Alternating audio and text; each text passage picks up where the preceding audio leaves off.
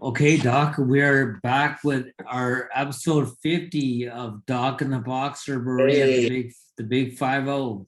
yeah, yeah. We Soon we're made gonna it. catch up to my age. We're still not there yet, right, Doc? Not there, not We're, there. we're, we're gonna get there. Soon. Yeah. 6 more episodes. We're there. 6 more? Yeah. All right. Damn. We just like a good fighter, he always sticks with it. Yeah, yeah, We're always gonna stick with it, and we're gonna just keep going forward and having these belts under our notches under our belt. yeah. 50 Well, episode 60, and right. yeah, and look, the fact is, boxing is alive and well, and there's a lot. We've had a lot of good fights already in 2021, and we got a lot of amazing fights ahead of us. So we got to dig into this. And the thing is that you're right about that. There's always fights that are happening. There's so much for us to always discuss. Ooh, yeah, You know, if we're looking at missing a week, but then you're like, oh, we're gonna miss about talking about this fight and that fight, and these are fights that we need to talk about. yeah, yeah. That's a good problem to have, though. Yeah, yeah. And we're not, we sometimes make, so I just want to address this a little bit because Yeah. based on some feedback and a comment on, sometimes we do make mistakes, but not, I mean, it's we don't try to make mistakes, we try to keep it 100 all the time with our facts and everything.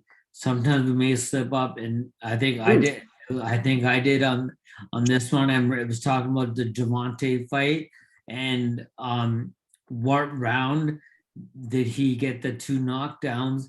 Because the talk with Floyd Mayweather came after the knockdowns, not before. I don't think so. I Yeah. don't. So no, no, they came that round right after that talk, I think. The 2 knockdowns, I think it was the 2 knockdowns happened first. Then he Oh, yeah, it was yeah, the you're first. right. Yeah, and then Right, because he still thought he was behind, even though he had that 10-8 round. I think yeah, that's correct. yeah, Okay, so somebody corrected us on that? yeah, he Oh, did. awesome. And I told him I appreciate the feedback. Totally, man. Totally. That's Right. good. That's Yeah. good. That's what we want. Exactly. We're not, I mean, we're experts, but we're not experts. We're No, striving to be experts. we're two guys that love the sport. We're so Yeah. passionate about it. That's what it comes down to. Yeah, that's it. That's it. Totally it. And we're getting our feet are more than wet now, but we're getting better and better at this. I feel. I think so too. I Yeah. remember, I mean, the way this all started was because I was training with you. Yeah. And before we would train and after we would train, all we did, we just kept talked about boxing. Yeah. Right? That's how it all started. And then the other guys that we're training with, we're not even talking that we're just talking me and you about boxing. Exactly. So that's where it came out. It came out of our passion for sport and for all the good fighters out there. That's usually how things happen, through passion. And so anyways, we'll jump into the fight. There was one pretty good fight this weekend. That was at the Dignity Health Sports Club in Carson, California. They call it the Punch Bowl, but it's not the Punch Bowl. I was reading Dan Raphael, and it was called it's always called the War Zone there, or War Zone or something. That's what's called. Anyways, just throwing that out there. So this was the fight card on Showtime, and we're talking WBA super featherweight title, which was online. And then we had Chris Primetime Colbert, who is now 16-0 with 6 KOs from Brooklyn, New York, with the unanimous decision over Tugstsgot King Tug Nayambayar, who now falls to 12-1, 9 KOs. Los Angeles, by the way, by way of Mongolia. Sorry, goes to 12-2 following unanimous decision. He's from LA, but by way of Mongolia. Scores of 118, 110 twice, and 117, 111 for Chris Colbert. Prime time. So the dog, we'll do what we always do, and we'll ask you if you saw the fight and what your opinion. And the thing is, this, guys, is when we just talk about this, we don't just prior discuss about anything. We come on and we just start talking about. That's why I asked you if you just see it. Yeah, right off the cuff. Yeah. Yeah, I did watch the fight. Uh-huh. So, Nayambayar, he's I think a silver medalist. He is silver medalist, yeah. Well, first of all, let's talk about Chris Colbert out of Brooklyn. Mm-hmm. What a slick fighter, man. He's going to be a superstar, I think. His jab is so quick, it's accurate, and he throws a ton of them, and he sets so many things up off of his jab. I really love this kid. Since you talked about his jab, and you're right, his jab is piston dynamite, one of the best jabs that I've seen in boxing. He landed 112 jabs in 12 rounds. That jab is that jab, and generally when people have a low percentage of landing the jab, because a jab is a tool that is defensive, it's offensive, it sets up other punches, but you're not looking to connect every time against a guy. You're not going to hurt him with a jab. Right. You use it as a range finder, as a distraction. Mm-hmm. But his is really snapping, it's accurate, and he jabs. He uses it the whole fight, the whole 12 rounds. Now, what I did was, after I watched that fight, I went back and I watched Nayambayar's fight against Gary Russell Jr. And he's not a volume puncher. And I thought, okay, maybe something's changed. Maybe he's going to do something different. Mm-hmm. And he came out pretty aggressive in the first round with Chris Colbert. Yeah. And then after that, he's just back to his old ways. Yeah. And against a guy like Gary Russell, who's a combination speed puncher, same with this guy, with Chris Colbert. If you're not throwing volume and you're not going forward, you're not going to win. It's not even going to be close. And that's what happened in this fight. I know it was 2 weeks notice. This dude's always in shape though. He's a great fight. And apparently he had a fight coming up later on this month, but they didn't say exactly when or whatever. But I mean, he's generally always in shape, right? I mean, he's Olympic silver medalist. I mean, these guys are real fighters. Like, these guys are really good fighters from those countries too. I mean, Mongolia is not really known as a boxing power for sure, but they are known in amateur boxing because they've won some Olympic golds, and they're really good. I fought a Mongolian guy as a professional. I was 4-0 going to England to fight, and I had this last minute opponent change, kind of like this fight, and now they're bringing a southpaw who had like 12 fights, and this is only my 4th fight, but I had a lot of amateur experience. But he was a lefty, a southpaw and stuff, and he was a good boxer, and had really a lot of trouble with that. So I mean, so what I was my point is that he comes from the background of a good fighter for sure. And he came into that fight wanting to win. There was no quitting him. He also had a good chin, right? So he was right. No slouch. No, for sure, he was definitely a good win for Chris Colbert where he is in his career. It was a very good win. It was. My only thing is this: is that King Tugstsgot, Nayambayar, he was 100 and he's 120 featherweight. It wasn't 130 pounder. No, right? he's a bit small for that weight class. Yeah. And you could see the difference. And Yeah. even though Colbert talked about it after the fight and how he was talking about the power of Yeah. Tugstsgot, Yeah.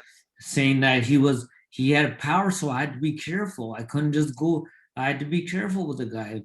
That's smart boxing. That is That's smart. You feel that's his punches, and then you know when you can attack, when you need to be careful. Now, one criticism I do have of Colbert is I know he was not very effective when he came out southpaw. Did you notice that? I don't know why he does it. The southpaw switch. Yeah. I agree. He should just stick to orthodox, because it was not effective at all, I don't think. And he actually didn't look so natural as a southpaw either. Yeah. Did you notice that? I did. I thought like the switching southpaw was not advantageous for him, and I don't understand why he was even doing it. Maybe, sometimes fighters switch stance to get themselves, and I'm not saying he needed a breather and stuff, but sometimes they switch. They keep the guy away for you for a little bit so I can just breathe a little bit and then go back to. True. They do that sometimes. And you were talking about the jab. I think that's a key thing in this fight. And we know in boxing in general that the jab is what wins you fights, right? It really does. He landed 78 jabs in the whole fight of 218 that he threw. So he was throwing that thing. Bang, bang, the snap of the jab. It was really effective. Mm-hmm. Yeah, and I like the guy too. And afterwards, he's such a good sport. He goes over to him. He says, "I heard him." Raise his hand and keep your head up. Like he's brought him into this kid. I like him, man. I want to see more of his fights. Me too. He brought him into the interview, Nayambayar, and had him right beside him. And as he was being interviewed by Jim Gray. Class act. Those guys will do well. Yeah. And he's got a lot of personality and character. So I think he's all right. And he's really good defensively. I mean, he was to me, it was a really good defensive performance. The jab is also a defensive tool as well too. And this is what he said about that. Like, he knows like hitting and not being hit is name of the game, right? Absolutely. And he goes, I had to use my Muhammad Ali tactics, float like a butterfly and sting like a bee. Yeah, and he did. Yeah, he did. He really light on his feet too, which was and so good feet, quick hands, some power, and he's young. What is he, 23 or something? He's 24. He hasn't even reached his full potential or his full power yet. Yeah. So he's going to be a name to watch for sure. I think the one thing, because he even admits himself too, is that if you can put any knock on this kid, you would have to say maybe the punching power, because 16-0 and only 9 KOs. I mean, he's not a big 50%. Yeah, I mean, but he's not like a Gennady Golovkin type. No, not many are anyway. So that's a bad example. No, but I know what you mean. Yeah, but another good thing about this kid, because to me it's a whole package. Like, this is what we want to see in boxing. Boxing is, at the end of the day, you're an entertainer. You're entertaining the fans, the crowd. The more people you bring in, with his flashy, flamboyant, quick hands, that type of style. The question in this fight for me was like, what color hair is he gonna come in with and stuff? Because he always comes in with a different hair and trunks that are really designed really well. And he wore for this fight, he wore orange, the orange hair and the orange attire, and he did that as symbolism for MS, multiple sclerosis. For for multiple sclerosis, for one of his friends that he trains at the boxing gym where he trains, has multiple sclerosis, so he was doing that in his honor. Yeah, that's pretty cool, actually. Yeah. So he was supposed to fight Gamboa, and Gamboa. all they said about Gamboa's injury was that it was a A soft rib. tissue injury around the clavicle, which Oh, is okay. the collarbone. Oh, I thought they said rib. Okay. Yeah, I read clavicle. So Yeah. Okay. just knowing the anatomy and some of the injuries that I've treated as well around the clavicle, that means Yeah. he's either got a ligament injury, Yeah. muscle, tendon, or a what's called a bursa if it's close to the shoulder, a little sac of fluid. It's Okay. our friction pads. Hmm. All those type of injuries, as long as it's not a tear, generally will heal, and they'll heal properly. So what I read into that is Gamboa will come back. He will have another fight in that weight class. Who he's going to fight, I don't know, but he should be coming back in 3 months at least to fight again. So, like we gotta do these segues every time, Doc, because you set it up perfectly. Because Okay. you're talking about Gamboa, the Cuban, and injuries and his age. I think he's 38. 38. Yeah, and so then let's just switch quickly to and just go back to another fight, and that's so since the Nito Donaire and Casemiro fight is not happening now, in comes the Rigondeaux and Casemiro fight that was originally going to be the fight that was going to happen, but now is going to take the place of the Nito Donaire, John Real Casemiro, and Guillermo Rigondeaux.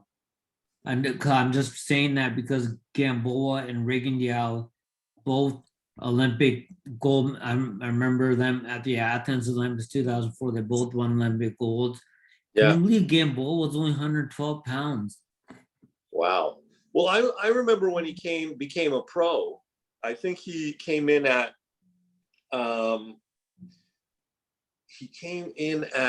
did he come in at featherweight when he first became a pro, or did he go right into lightweight? Do you remember? No, he was I think it was. I'm pretty sure it was featherweight. Featherweight. Yeah. Yeah. But so that was the step aside thing. Like that was a step. Rigondeaux was So it makes sense that okay, but I read a little bit about Donaire. Yeah. But I didn't really understand why he's not fighting. Did you understand it? Yeah, I think I did. So Okay. Okay, let me just see here. It was confusing, like about performance and PEDs, performance enhancing drugs. I don't know what's going on. It didn't make sense.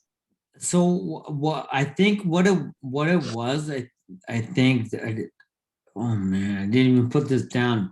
Okay, but anyways, what it was so it was something to do with the VADA testing that John Real Casemiro was like 5 days late to submitting his sample or whatever to VADA. That was one thing. And then also, I don't know if you've been following, but the complete disrespect towards Nonito's wife. About that. I watched the one video, and that was and that's Memo Heredia again. Involved with this. So do you see the parallels that I'm drawing here? That this guy, his name keeps coming up every time there's a drug issue. Yeah, I mean he's known for that, right? He's gone. He get him away from there. Get him away from the sport. I mean, even if you can't do it legally because there's no hard evidence, but trainers should stay away from this guy. They should. The trainers should know better. As to bring somebody like that into their camp. Right? It's crazy, man. Again, his comes up. Yeah. So he was talking on social media, like he was basically telling Nonito Donaire's wife, he's like, she can blah blah blah suck my, saying that. Oh, he's got no class, No man. class at all. And Casemiro was like laughing and stuff. And, you know, Yeah, it you know was what? Don't give him. I agree. Like, don't give him forget. such a big payday. I agree with Donaire. He doesn't deserve to get such a big payday for being such a jerk. Yeah. Yeah. I don't get it, man. Let Rigondeaux be, because now the talk is like, oh, but Rigondeaux beat up his school because he did. Nonito Donaire beat. So let Casemiro fight Rigondeaux, and let's see if he can beat Rigondeaux, or Rigondeaux school him too, because he did that with Rigondeaux did with Nonito. You can't compare opponents, but we're Yeah. talking about a 40-year-old Yeah. Rigondeaux that doesn't have those legs anymore and is going to be a sitting target. And I really believe that Casemiro, because Casemiro is good, but what makes him better and very dangerous is his power, that he Yeah. can knock out Rigondeaux. Yeah, like this is, I mean, look, for all the controversy, now you want to see Casemiro lose, right? Yeah, So in a way, he just promoted himself quite well. yeah, And then my guess is if Casemiro beats Rigondeaux, that makes a potential fight with Donaire, a much bigger draw. You know, even more intrigue and more people going, all right, Donaire, you got to fight this guy. You got to beat him. okay, So okay, there's no bad PR, right? no, there wasn't. But if you look at it, well, who would you rather see, Casemiro Casemiro and Nonito Donaire, or a rematch with Nonito Donaire and Rigondeaux? Because the Pacquiao, I'm sorry, the Philippine versus Philippine, that was gonna be the huge thing, and that's why they negotiated this fight, Yeah. because money. When you're looking at the money Yeah. aspect, and Oh, it's not. It doesn't include Rigondeaux, unfortunately. You're right. You're right. I mean, and quite frankly, yeah, I want to see Rigondeaux. I want to see Donaire fight Casemiro. Yeah, me too. An I all do. Philippine matchup. Absolutely. So you think about all the in the Philippines, the pay-per-views watching, and then remember you got a lot of Filipinos that live in every LA corner and of the planet. yeah, and yep. That's big pay-per-view potentially. You're right. Yeah. Yeah, and I want to see that too. I like Donaire. He's always been a classy guy too. Very right? classy. Yeah. Yeah. Yeah, I love Donaire. He's really good. You know what? Do you know his member? Do you remember his brother Glenn Donaire and Not Nonito really. Donaire? They both were on the U.S. team. That's when I was on the, like, around that in the Canadian team, and like they're on the U.S. team. Oh I yeah, think they're in different weight classes. that's pretty cool. But I think Glenn was a better amateur. Oh really? Yeah, I think if I can recall correctly, that Glenn was a better amateur fighter Wow. out of them. It just shows you the difference between amateur and pros. How some guys are just fit better for the amateur style and the point system as opposed to the pro. Exactly. Scoring in pro fights. Yeah. Yeah, it's pretty cool. Yeah. Did you see the fight, the undercard? The Yeah. main undercard on that? That was a great fight, man. I enjoyed that right from the first round. It was a good fight. That was rising lightweight contender Michel Ali Rivera from Dominican Republic, who's now 21-0, 14 KOs with basically a highlight reel knockout over John Fernandez from Spain. Yeah. 21. This was game, man. He for sure, it was game. Sorry, I'll let you do the. No. And sorry, Fernandez falls to 21-2, 18 KOs. This was the WBA lightweight title eliminator. Yeah. I really enjoyed that. And again, now we got another lightweight fighter that's creeping up into the mix of the top four guys. Mm-hmm. So Fernandez was like has skill. He's game for sure. Yeah. And he was coming forward, and the fight started to change. It was back and forth, but it really changed when what's his name? Yeah, Fernandez knocked him down.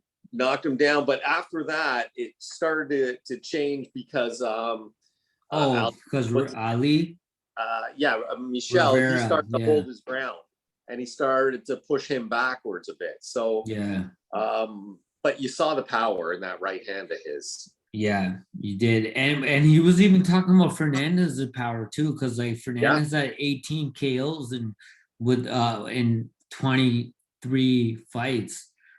skilled fighter. He's like, I knew since the first round that I would have to be careful with him. He had Yeah, heavy hands and he was taller than me, but I was faster and more skilled. yeah, yeah. He had speed, and Michel had speed and power.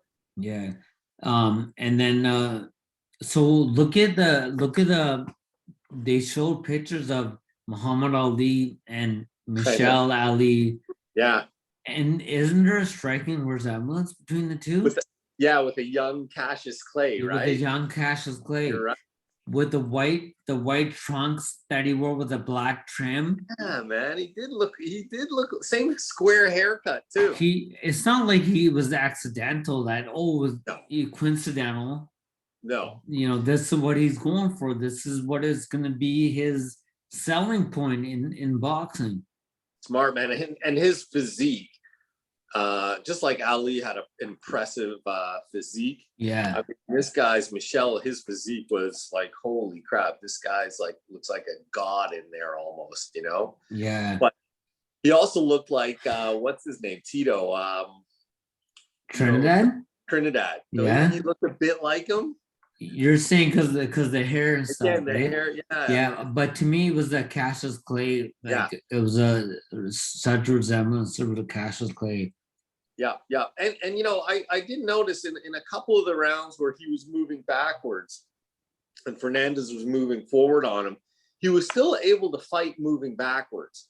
He wasn't as effective, but he was still able to counter and set a couple of traps while he was moving backward. But ultimately, holding his ground and moving forward won the fight for him. And then he delivered that blistering right hand right up above the ear, just a little behind above the ear. Boom. Equilibrium's gone. He's out. Done. Yeah. And then he fell face first, wasn't it? Was it? Yeah, he did. And when you fall face first, that's a bad sign.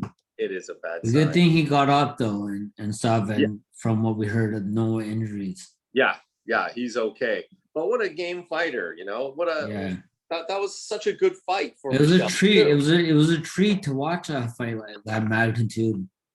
Man, that was a fun undercard. Like I enjoyed every minute of that fight, and it was back and forth. Yeah, great fight, fight. And they showed the Javante fight before that to start. That I watched that again, and I was just in awe again. And there was a fight before on the undercard of that. I can't remember both fighters' names, but it was an awesome fight too. Juarez was one of the fighters.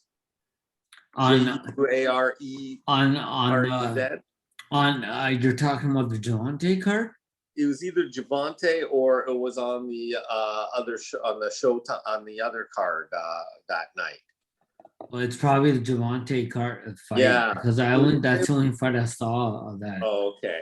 Yeah. That was Erickson Lubin and then Javante. Right.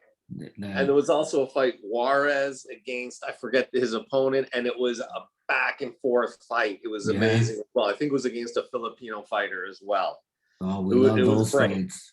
We love those fights. Lots of good fights. All the time. The audience there too. What's his name? Edmund. You're the name guy. Oh, like the UFC, the MMA guy? No, not him. But there's another. I think he's a lightweight fighter too. Edmund something or. Oh man, I'm so bad with names. I got to start writing. Wait, stuff. So in the Showtime card? In the PBC card. He was. Yeah. Oh, sorry, not the Javante pay-per-view. No. Of the other, Showtime one. But undefeated fighter Brandon. Yeah. It's Brandon something. Figueroa? No, or something Brandon. Brandon Lee. Brandon Lee. Yes. It. Oh man, is he a good fighter? I like him too. Wow. What a fighter. Him and Nino Dinero are boys. No, Yeah. sorry, no, not no Nino Dinero. Him and um Ennis, Boots Ennis. Oh, really? They're like best friends. They Oh, that's talk awesome. on FaceTime to each other. Keep that kind of crowd around you, right? I know. And but Yeah. it shows you how how many young undefeated fighters are out there now. So many boxing's in a good hands. I think so. I Good think so. hands. Yeah. So then just going back to the Chris Colbert fight, Doc, Yeah. and this is why why I wanted to go back to this, because I think it's really important. This is for fighters and stuff. But so Chris Colbert said, oh wait, so Eagles, hold on, okay. So he's basically saying he has no interest in being like Bernard Hopkins, because they're making the comparison because the nickname used to be Little B Hop, and Bernard actually allowed him to use that name, and like Bernard liked him and stuff, but and he's not interested in staying that long in the sport. Um, so Really? he's like he wants to retire by the age of 30. Okay. He's already opened his own fried chicken restaurant. It's a pretty known one, Primetime Chicken, and he owns his own free youth football team, Primetime Soldiers. So he's establishing himself income wise for life out of the sport, Smart right? kid, man. Very Smart kid. smart, right? Yeah. You know what we should do? We should here. This would be a good tour to do one day. Is we do a tour of all these different restaurants and businesses that these pro fighters have established, right? And just go like tour around like North America or around the country or whatever, around the US, eating at all these boxers restaurants and stuff like that, or all these nostalgic restaurants that serve boxers, and just Yeah, like you're do right. a vlog on it, right? Yeah, because a lot of fighters, well, I'm not saying a lot, but fighters do get Yeah, into that and have like a restaurant or a bar or whatever, or you know, that'd be um, a fun vlog. We gain a few pounds, but I think it'd be fun. it'd be fun, and it'd be fun to go to the gym where they train at, and then go to where they eat at and stuff, Yeah. Yeah. No. and then stalk them. Go up at their house, climb a Yeah, tree. can I get an autograph? Yeah, you know, Oh man, so what do we got coming up as far as fights for next week, this coming week? okay, so the fights coming up. Yeah. Let me just get that. Uh, oh man. Oh. So this weekend, coming up this weekend, we got our boy Gilberto Ramirez. He's fighting Oh, on his 75. Yeah. one at 175, and his first fight under Golden Boy, and he's fighting Sullivan Barrera, and we know Barrera, he Yep. fought Andre Ward, and he's been around the block. 39 years old. Yeah, Cuban. a little bit past his prime though, I think. Yeah, Right? yeah, for sure. Yeah, Yeah. definitely, definitely. Just about that fight, Doc. So Yeah. that's on the zone. And Barrera, this is what he says, like, I'm happy to be with Golden Boy. I joined them because Oscar De La Hoya is my idol. I've been watching him since I was a kid. He is a legend, and that's what I want to be. I want to be with him. That's how I want to be as well. Together, we can make that happen. He goes, I'm targeting Archer Beterbiev. I think his return was a little dull for him, but he's still a champion and he has two belts, and those are the two belts that I want. This is Ramirez said that? Yeah, Ramirez is saying that, and Ramirez, He's undefeated. yeah. Oh man, I put his record is he's 40 something with 26 knockouts. Oh, Yeah, 40 something, 40. I don't have his record. that many fights. Wow. Yeah, Well, he's tall. He's got a long reach. yeah. And he punches in combination. I mean, this guy's got some real skill, I think. But let's see. He's like a taller, nonstop punching guy like that. Yeah. Brutal. Like I thought. I mean, he was a big 168 super middleweight. So I don't think I think he also was having trouble staying at 168, and that's why he's right at home. He's not going to be a small 175 light heavyweight. Yeah. So this dude can fight. I like him. Yeah, I know you always did. And this would be good that he's finally under Golden Boy and they can push him.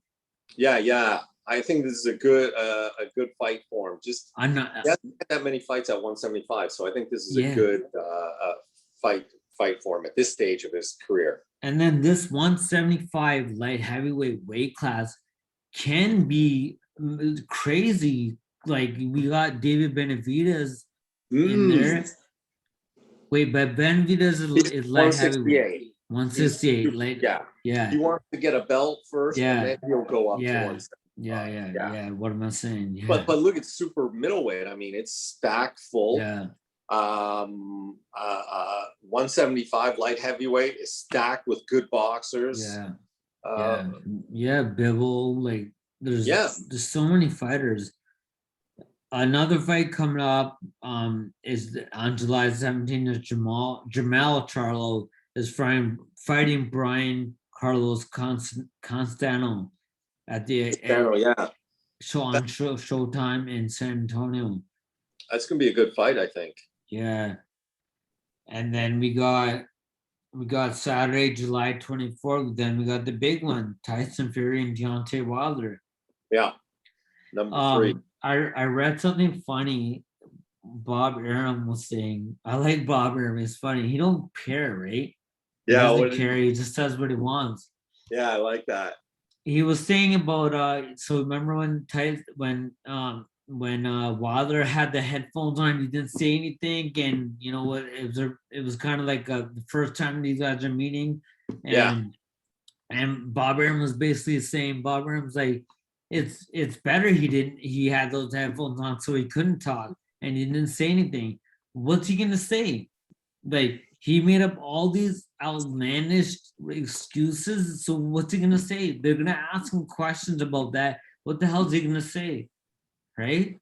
Exactly. You said loaded gloves. You said this was too heavy. You said Mark Breland, your trainer, gave you spiked your water. These stupid, ridiculous things that he was saying. Oh my God. And how dare he soil the name of Mark Breland, an Olympian, a championship pro boxer, a fantastic trainer. Like that's so disrespectful. Extremely disrespectful. Yeah, and I liked Fury. I liked Wilder before that. You know, I like how he talked and how he was doing things to help his daughter and get a better life and with her medical bills and stuff. Like that was all good stuff. And then after that, he just didn't know how to lose. That was the problem. He didn't know how to take a loss. You're right. Some people don't know how to do it, and that's tarnished his image now. Now he's the villain. Yeah. In this fight, because you know Fury is everyone loves Tyson Fury. Oh man.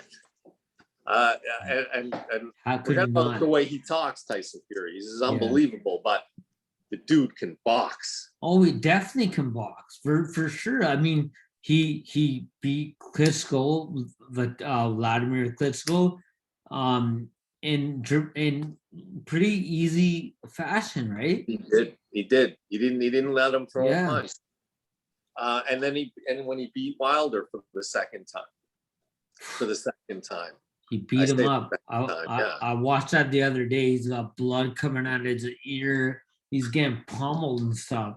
And then he's mad about why'd you stop the fight? To Breland in the corner, like, dude, he saved you, man. Because of you, Yeah. you're able to fight in this fight coming up now, and you're gonna make probably $75 million. Great point. Great point. You got it. You got it.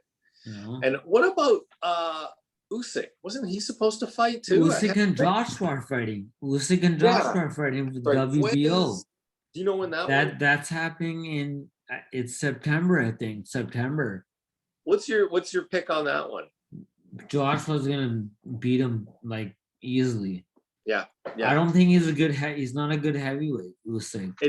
No, he doesn't carry power, and we saw that when he fought Chisora, right? Yeah. That was a tough fight for him. Yeah. So I think Joshua is gonna send him back to cruiserweight. By the way, there was a cruiserweight fight also, which you don't see that often anymore, on the undercard of the fights we just saw, on the undercard of the Colbert fight. And it was crazy, man. It was no defense, to a poke or something, a Nigerian fighter. I know it. Yeah. I don't know if you watched that I fight. miss that. Dude, that was crazy, that fight. Was it? Yeah, it was just a slugfest. Not a lot of defense, but a lot of tough warriors in the ring. Yeah. Right? And it was from the first bell to the last bell. It was really again, entertaining fight. Yeah. They got a huge applause too, that fight. Rightfully so, right? Yeah, I think that was the name. And then Doc, there's another fight that's been that has been signed. I don't know if it's signed, but there's a date for it, so it must be signed. Yeah.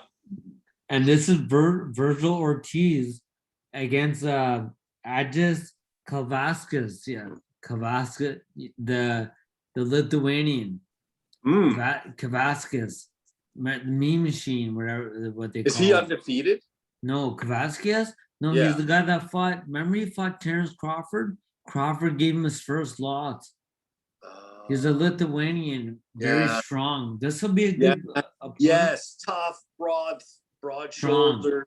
He's strong. He's strong. Yeah, I like that. That's a good little test for Virgil Ortiz. I'm glad he's stepping up in competition too. Yeah, and I like Virgil Ortiz, man. I do too, definitely. That's what I mean. Boxing is alive and well. Man, there's like fights happening all the time. Then we got that, and then the big one, and Manny Pacquiao, Earl Spence Jr. That fight happening in August 21st. Yeah. And now Pacquiao just arrived in LA, and he's training now already on the pads with Freddie Roach and stuff. He's back home. He's back at Wild Card. Yeah, he's back at his second home. Okay. He tweeted, goes, I hope the master is not upset that I was late for training today. I had to give a deposit to Vada or one of the and then Freddie Roach just tweeted back. And don't they see each other? So why are they tweeting? Then he tweeted back, it was like, good to have you here, champ. I mean, Pacquiao, I love what Freddie Roach says, is that he goes, every trainer always waits for the day that guy comes through the door, a Manny Pacquiao type of guy that comes through the door. And right? Yeah, that's like Customato and Tyson. Tyson. Yeah. Same thing, man. Yeah. Well, that's that. I don't even want to make a prediction on that fight. I watched a couple of interviews with Keith Thurman.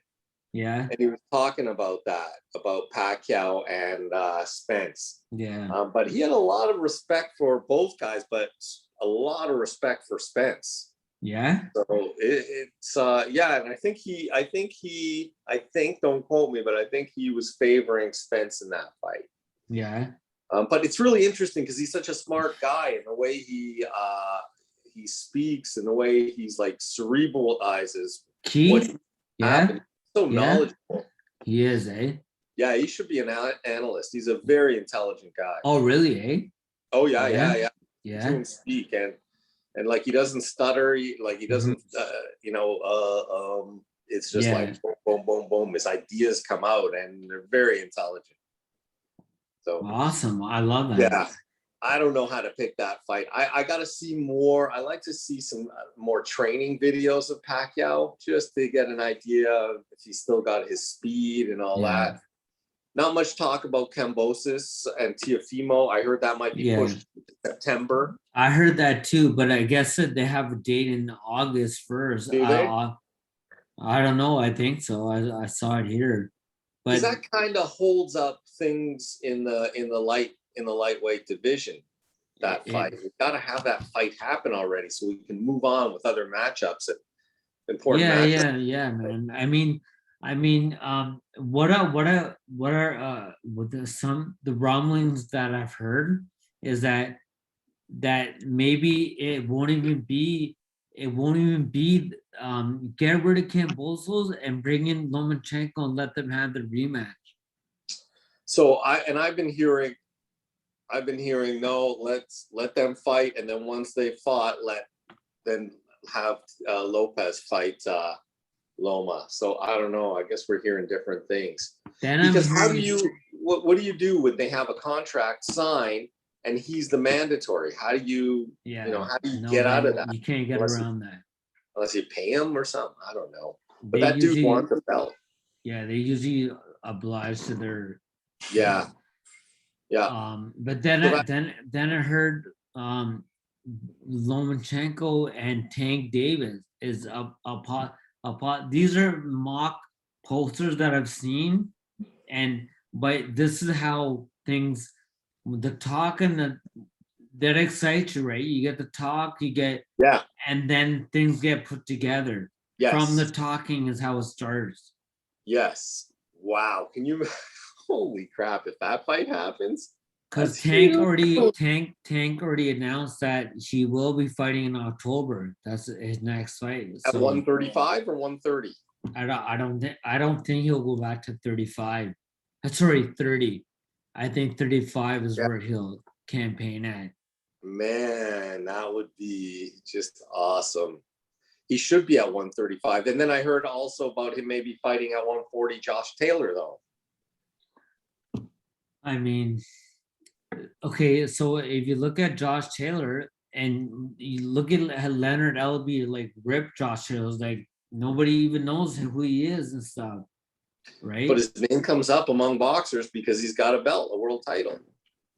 He's undisputed. Yeah, he's got all the belts. Yeah. Well, there's so many belts. I don't even God, yeah. And there's so many possibilities now of guys. Man, has there been an era where guys have been going up and down in weight classes and skipping a weight class and going 2 weight? Like this is the most movement I've seen in a long time of champions. Or fighting at one weight for the belt, but because you have the title in the other weight class, that they've allowed that title to be on the line too. So you're defending 2 belts, even though you're in the lower weight class. You're fighting at the lower 130. That I'm talking about Javante. Yeah. And he had the 135 belt. And they fought for Leo's 130 belt. Right. It's hard to keep up with it, actually. Yeah. It's hard to predict what fights are gonna happen, but look, it's at the end of the day, we just got to wait and see what contracts are signed and then watch the fights. It's all we can do. Yeah. And we'll do that, buddy. Definitely. All right. Okay, Doc, we out. Episode 50. It's a celebration. All right. Okay, we'll be back next week.